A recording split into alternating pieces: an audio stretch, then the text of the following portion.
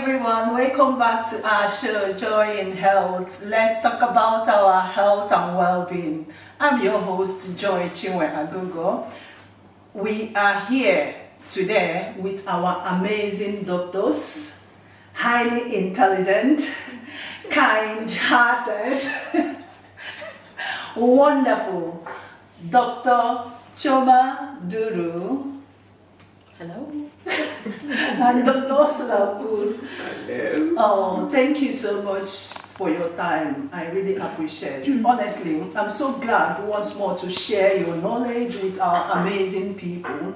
We've been receiving so many messages and calls, people asking us, when are we coming back? I know we've kept you people long. We apologize. It's because of situation beyond our control. We really apologize, and we are so glad that you enjoy everything we do. Thank you so much for your support and encouragement.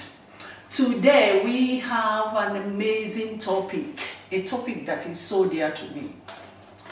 We will be discussing an important topic: women's health. So today's topic, as women's health, we all know that women experience unique health conditions or issues, whatever you can call it, although men too. However, women are more severely. We shall talk you through gynecological conditions affecting women, such as fibroids, menopause, STI, sexually transmitted infections, urinary tract health, and cancers, which is very, very, how will I say it, doctor? Cancer. Sometimes when we hear about cancer, we are so, oh my goodness. Today is really a serious topic. So we will start with cancer. We have women normally suffer breast cancer, cervical cancer, ovarian cancer, colon cancer. What is the difference between ovarian and cervical? Are they the same? It's different parts of the. Both are part of the reproductive system for ladies. Oh, but it's different parts of the reproductive system. Oh my goodness. So the ovaries is the ovaries, which is mainly releasing the eggs for reproduction and the hormones. And then the cervix is, in simple terms, the neck of the womb. Many women suffer fibroid. Yeah. So what is exactly fibroid? We'll start with Dr. Choma. What is fibroid? Okay. Yeah. So it's very, very good to be back. Yeah, we missed you all. Right, so fibroids, very, very common, like you said, particularly in us Afro-Caribbean ladies, it's very common. It's just simple. It's a benign condition. It's not cancerous. It's not something that will kill anybody because it's not cancer. But it can be very painful. It can be very difficult. It's growth where the womb, which is just a muscle, because it has to be a tough, strong muscle to be able to carry a baby till birth. So with fibroid, you then get that muscle will, rather than becoming spread out as it should be, it grows into like a ball, and it can grow within the muscle itself, or it can grow outward inside the womb, and it can come in different sizes. It could be one fibroid, it could be so many fibroids, and often it's found out incidentally most of the time. Common symptom, heavy bleeding, painful bleeding, and then you go and see your doctor. They send you for an ultrasound scan, and that's how it's identified that yes, it's a fibroid or a collection or several fibroids. And the sizes can then be measured using the ultrasound. Main symptom is the heavy period. It will make the period heavy because if it's sticking inside the womb, therefore it's disrupting the inner layer, which is the layer that we shed monthly for the menses. So if the fibroid is going that way, it's going to disrupt that layer, which means that the period could be heavier and it could be painful. Does it cause any health, other reproductive problems? I've heard some people were advised to go and have their fibroid removed because it causes infertility. That is rubbish. You can be pregnant and you can carry a baby to full term with no problem in the face of fibroid. The only time fibroid will affect, it's not even fertility. If it's that big, then you can imagine the inside of the womb, it's a limited volume. The muscle will stretch to an extent. So if the fibroid is that heavy, therefore it's occupying most of that volume, therefore then it will affect the space available for the baby. So in that case, yes, it can be debulked, it can be reduced, the fibroid can be removed. Wow, debulked. This is an interesting But word. generally, just because one has got a fibroid, you don't have to go and remove the fibroid so that you can become fertile. It doesn't work like that. Yeah, Dr. Sula wants to ask. Literally everybody back home says that Alamayo fibroid. Exactly. Okay? And people are having, well, I think there are issues on women really. Within 24 hours of getting married, you're expected to have popped out 4 children for whatever reason. And as a result of that pressure, it will impact on you conceiving really when you're that stressed.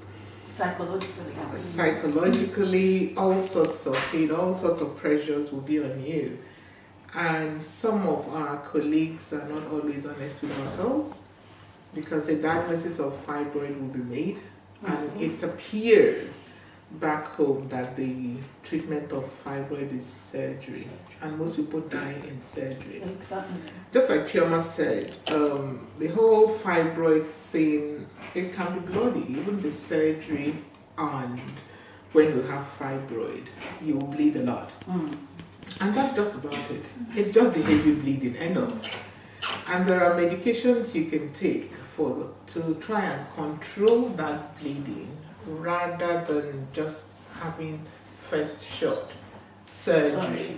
Because if you're going for surgery, in as much as you're having the risk from doing the myomectomy, I'm not sure they're doing lasers in Nigeria now, but you're having the risk from the myomectomy for a very bloody procedure, you're having the anesthetic risk. And then you have that increased risk of sepsis, infection. And so many girls and women, they've lost their lives through that, okay? Fibroid will not cause fertility because I've had it. And actually, there was when I even discovered I was pregnant with Kelechi. Yeah, that's I had it, okay? And not that I just had one lump there. There were multiple lumps all over the place.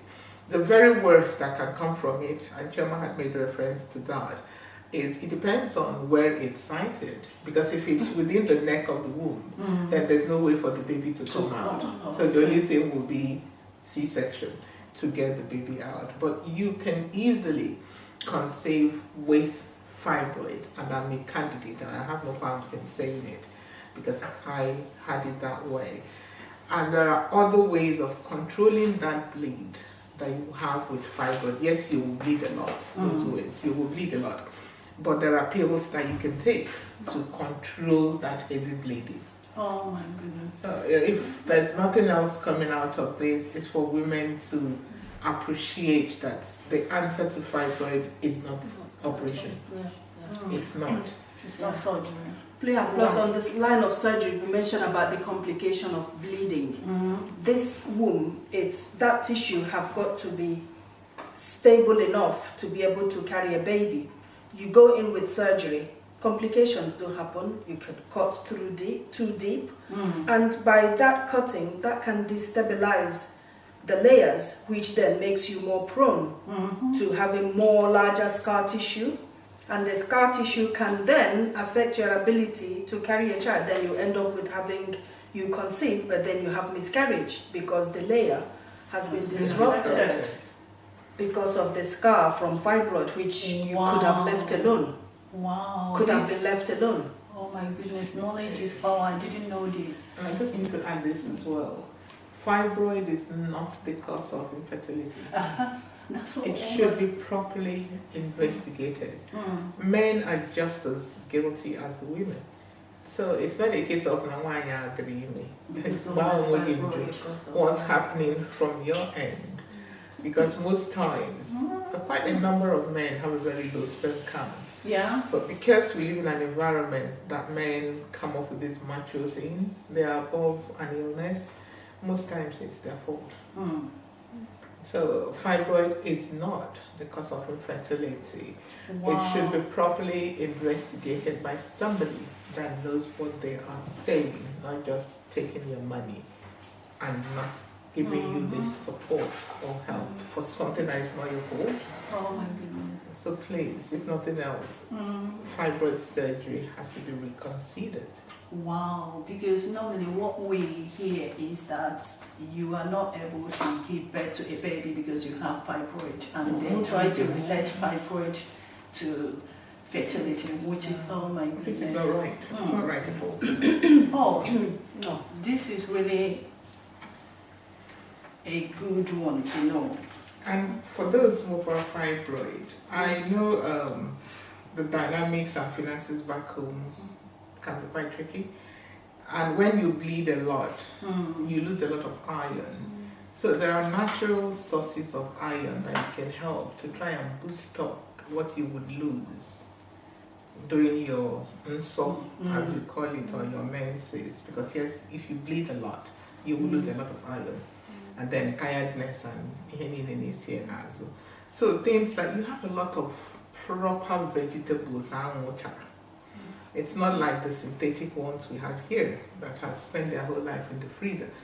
But you have proper vegetables, your spinach, your ugu, your brody, your just name it.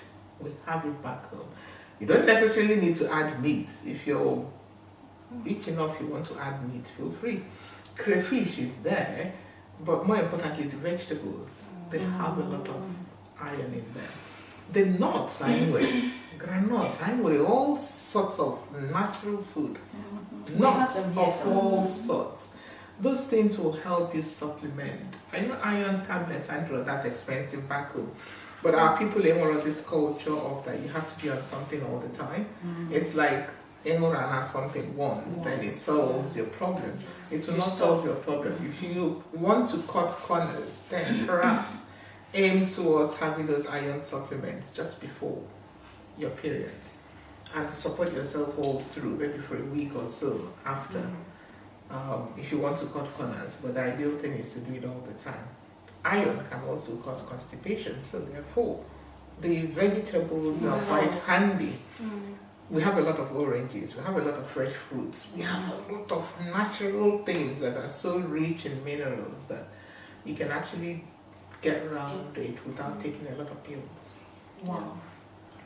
When you mentioned about medication that one can take in order to control the heavy bleeding, do we have their names? You can purchase, there are some pills, because it depends on what part of the circle. There are pills you can use. There are what, but the thing with the pill is that you're going to take it every day, circle upon circle, circle upon circle. Oh, okay. Things like your Ponston, I know it's in Nigeria, can help relieve the pain as well. You can use tranexamic acid. The thing about it is that you take it during those blood losses, during that heavy loss. So you find yourself taking it for perhaps 2-3 days, and it will regulate your blood loss so that what you're losing is not so excessive. Even simple ibuprofen, diclofenac, can do the same job. You just have to start it on, as soon as you start your period, you would know when is your heavy day. Is it on the first day or the second day? And you take the ibuprofen, you buy it 3 times a day, your diclofenac 3 times a day, just on those heavy days. And then you stop. You just do that every cycle. And if the person doesn't want to do that and you're not trying to conceive, then you can consider your hormone, which then, if in the face of fibroid and heavy bleeding, the Mirena Coil is the best. And I know it's available there. Yeah. It's available back home in Nigeria, because the coil will release the hormone, and it's mainly the progesterone hormone locally, which will help reduce the size of the fibroid, as well as thin that inner layer that we talk about with shedding every month. It will make it thinner, because then the thinner the layer, the less shedding, therefore the less bleeding. So Mirena can help, provided the person is not trying for a baby. If you're trying to conceive, then you can't use the hormone. Then you have the other option, which Dr. Osler mentioned already, the tranexamic acid, ibuprofen, diclofenac. You just use those on the heavy days. Wow. So we don't really, it's going to be a long way before we get to needing surgery.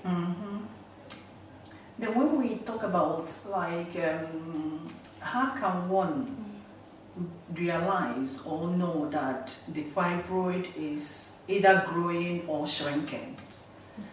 Like we mentioned, fibroid is a benign condition. You don't need to know. It doesn't need monitoring. Whether it's growing or not growing, that is, who cares? It doesn't really matter. Oh my It's goodness. it's only identified primarily because you've been to your doctor, you have heavy bleeding, you have painful bleeding, or you've been for your antenatal check and they find out, oh yes, you have a fibroid. Other than that, it doesn't need monitoring. The only things you need to monitor is because it's going to be harmful to your health, it's going to be harmful to your life, which is, we're talking about something like high blood pressure, we're talking about heart disease, kidney disease. You need to be monitored to control it. Fibroid, who cares whether it grows or not? It's just there. It doesn't really, you don't have to go and pay somebody every year or to check whether it's grown or not grown. Absolutely no need for that. Oh, There's absolutely because no I know need. in Africa many people are going to hell because of the For fibroid checkups. Yeah. Oh my Fibroid, goodness. because as we Child. and as you said earlier, because they try to relate fibroid to fertility. So women that find it difficult to be pregnant, and they find out that they have fibroid, You blame family, the fibroid. yeah. So, and if they don't remove that fibroid, everything is Okay. so Absolutely and, unnecessary. I know someone who has really gone to surgery for more than 2 times in order to remove fibroid. Yeah, because it will grow. Because It grow you have several. How many times are you going to be removing? You remove one, another one will grow. And the more you're removing, the more scar tissue you're forming, which then will affect your fertility ultimately. And so, yes, please. Please, can I ask a question regarding this fibroid? A friend of mine, a lady, she has removed the first fibroid and second fibroid, and I think she was advised that she has to remove her womb. Okay. For fibroid. For fibroid, because when it grows like that's the biggest Like a baby. Yeah. So they asked her the next alternative for her is just to remove her womb. How old is this person? As of the time I met her, she should have been around that 45, 46. Has she completed her family? She's finished her family? She had 2, 3, think that she had 3 kids. Yeah. So there is a place for that. So somebody in their 45, if they've completed and they've tried alternatives. It's true. However, if you get into menopause, the womb will shrink. So you don't necessarily need to do that. It depends on how troublesome she finds it. Because the whole thing is, when you're young and you're pre-menopausal and stuff like that, you have your monthly cycles, your hormonal changes and things like that. But once you get into menopause, there's nothing to feed the fibroid. So they shrink away. Remember then we talked about with everything you do, you have to weigh up what is the risk and the benefit. You talked about the risk of anesthetics, the risk of the surgery, infection, bleeding, because you're removing something that's naturally going to be very bloody. Yeah. Then this person, 45, at that age, hopefully they would have completed their family. They don't want any more children. So we've talked about alternatives. the medicines you use every cycle, then why don't you stick in a Mirena in there and forget about the Mirena?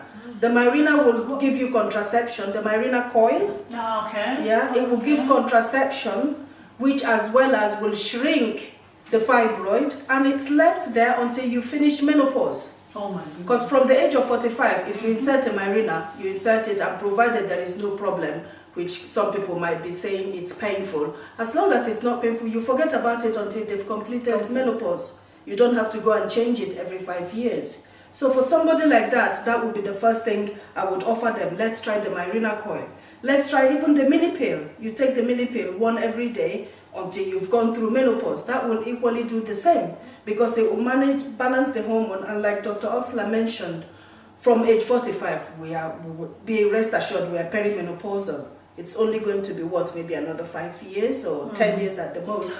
Because as the hormone is going down, the fibroid has not much food, because the hormone is the food that feeds it and makes it grow. So as you're going through menopause, less hormone, the fibroid would naturally shrink. So what is the need then for going to surgery? But there will be a few people, they've tried all of this and nothing has worked. Then yes, a hysterectomy will be the way forwards. But that's very, very few minority. Thank you, Doctor, for your clarification. Oh my goodness, I really honestly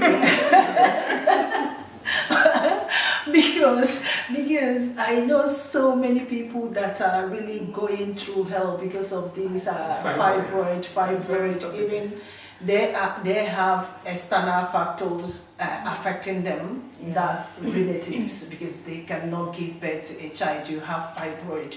And sometimes they try to recommend native medication, our traditional medication, Herbs. herbs.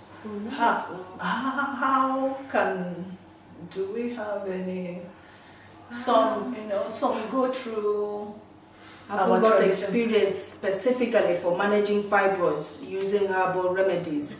Herbal remedies could be used to manage the heavy bleeding, the painful bleeding, the symptoms of menopause. There are some herbal remedies that one could try, and it's advisable to try first before going to HRT if we're talking about menopause, because those ones will be less risk. Yeah, there might be remedies, I wouldn't know of one specifically for managing fibroid. I'm afraid, no, I haven't, even over here. No, there isn't. Wow, this is really a relief, because hearing this now, it made me to understand that fibroid has nothing to do with fertility or infertility. So do not be afraid or do not feel ashamed talking about you have fibroid. I remember now, this reminds me of something. I have a younger sister sometime. She had fibroid and she was afraid to say that she had fibroid.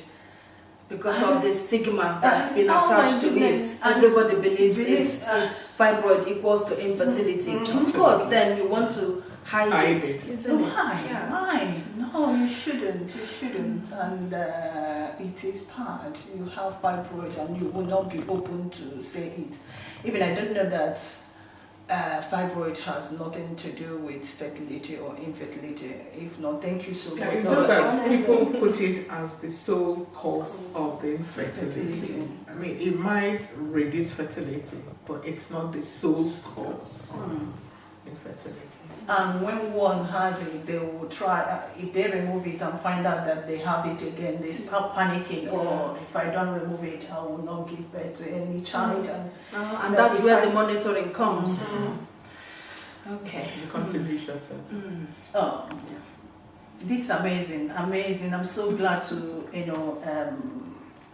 hear this. This is great news for all the women out there suffering fibroid. Fibroid is not a disease. Yeah, it's not a deadly disease. It's very common in black people, ain't it? I think I even have fibroids. Joke aside, joke aside. If you scan 10 ladies just routinely, be rest assured maybe 7 would have at least one fibroid, and some would be multiple. Oh. Yeah, and it's not a disease. It's just a variation of, just as you would have, how would I liken it? Any growth. It's just a growth, and any growths can happen. Benign growths can happen in any part of the body. Yes. Do you want to ask another? Yeah, I just want to ask another question. Is this fibroid associated with a type of race, or is it also in all races? Yeah, it's more common in us black people, African, Caribbean origin is more common. Other races have it as well, the Caucasians have it, but mostly, so if you bring 10 black ladies, at least 7 would have fibroid, compared to maybe 3 or 4 in the Caucasian group. So it's a lot more common. So certain things being more common, like even black will have more likely to have high blood pressure compared to the white counterparts. It's similar.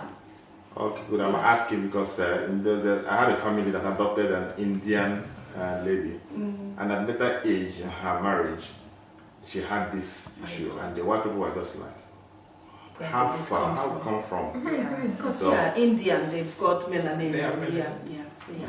Thank you, doctor. But why is it common in our race? Why do That's the question. It's just a There are variation. some things that are pretty common in the black race. Yep. There are just some diseases, and perhaps it's because people have looked into it and looked at the incidences and stuff like that and found that it was occurring more in blacks. So that, just like Choma said, hypertension, diabetes, type 2 in particular. And the blacks were legendary in not being very compliant with treatment. As a result, we tend to suffer more from complications of things that are preventable. We access help late. I don't know if it's because we're intimidated, even in this part of the world. We access that help with all the screening and stuff like that that the society tries to do. For blacks, our uptake of it is, and this recent COVID is a case in hand. With the first wave, it was more blacks that died. Exactly. But even with all that, the blacks were the most reluctant group to have their vaccine.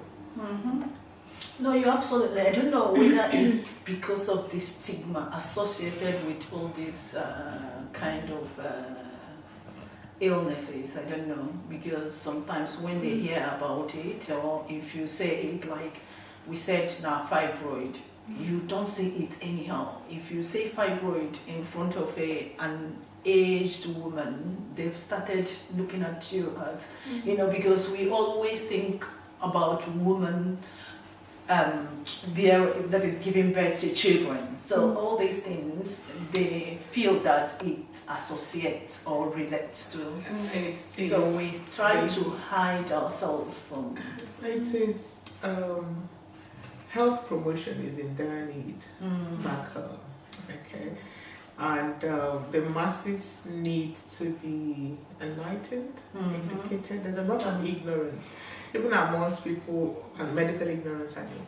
Even amongst people, you think that no, they don't know. Exactly. And that is what's missing. And the medical community, the way things work, basically, if you're a doctor back home, you're on your own. The government actually don't really take any part. So they are striving to survive. At the same time, society is looking at you as a doctor. But doctor that the society does not pay, you have to feed your family. Therefore, they go into so many practices that are unethical because they just have to survive. So health promotion, enlightening people, because everything is medicalized. Things that you can give a simple advice on. It's normal. You don't need to do anything. If I tell you that fibroid, that's my assumption. I don't know. I stand to be corrected. If they are told, everybody, every woman, that fibroid is normal, how would the doctors feel? They're not going to give you the pills because you pay more money when you have surgery. Exactly. So you see that it's such a vicious circle that all of us need to look inwards. The policy makers, the practitioners, the users of the service and all whatnot. We should try our best to enlighten ourselves because not everything is an illness. Not every single thing, but it's so medicalized. And for some reason back home, it appears the ultimate is operation. Not necessarily. That should be your end result, except you're having something like an appendicitis or an acute abdomen and stuff like that. But most things, there are ways you try first before you resort to that.